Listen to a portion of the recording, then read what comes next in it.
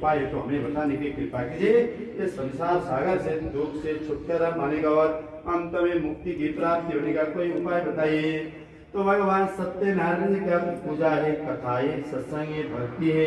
उनकी कृपा से समस्त दुखों की नाश और सुखों की प्राप्ति होगी और अंत में मुक्ति की भी प्राप्ति होगी। फिर नारद जी पूछने लगे कि कैसे करना है, कब करना है, क्या सामग्री लगेगा, इसका विधि विधान सब बताइए।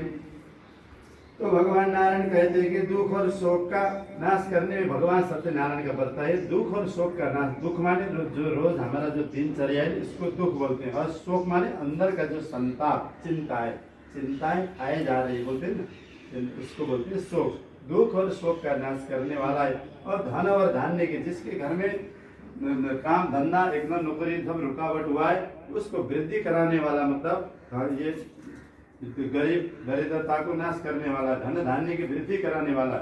और सौभाग्य, जिसका पत्नी जो रोज भगवान नारायण की पूजा करते हैं, कथा सुनते हैं, उनका पति की भी आयु लंबी होती है, कभी घर में विघ्न बाधा दुख कष्ट नहीं आती है, और सब कुछ आपको प्राप्त हो जाता है। जो भी आप सोचते हैं आपकी मनोकामना पूरा हो जाता है।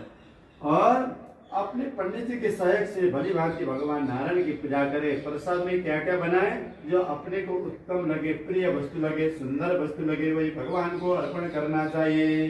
अपने को प्यारी, मुझे कितना प्यारी, कितना अच्छी लग रही है, उपाय तो हमें बताने की कृपा कीजिए। इस संसार सागर से दुख से छुटकारा पाने का और अंत में मुक्ति की प्राप्ति होने का कोई उपाय बताइए। तो भगवान सत्यनारायण जी की पूजा है, कथा है, सत्संग है, भक्ति है। उनकी कृपा से समस्त दुखों की नाश और सुखों की प्राप्ति होगी और अंत में मुक्ति की भी प्राप्ति होगी। फिर नारद जी पूछने लगे कि कैसे करना है, कब करना है, क्या सामग्री लगेगा, इसका विधि विधान सब बताइए।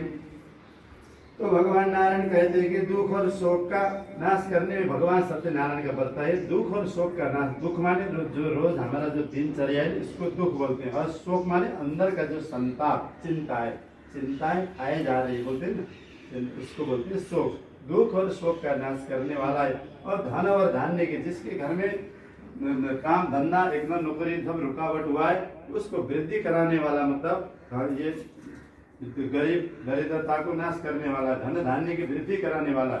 और सौभाग्य, जिसका पत्नी जो रोज भगवान नारायण की पूजा करते हैं, कथा सुनते हैं, उनका पति की भी आयु लंबी होती है, कभी घर में विघ्न बाधा दुख कष्ट नहीं आती है, और सब कुछ आपको प्राप्त हो जाता है।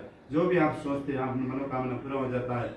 और अपने पंडित जी के सहयोग से भली भांति भगवान नारायण की पूजा करें। प्रसाद में क्या क्या बनाए, जो अपने को उत्तम लगे, प्रिय वस्तु लगे, सुंदर वस्तु लगे, वही भगवान को अर्पण करना चाहिए।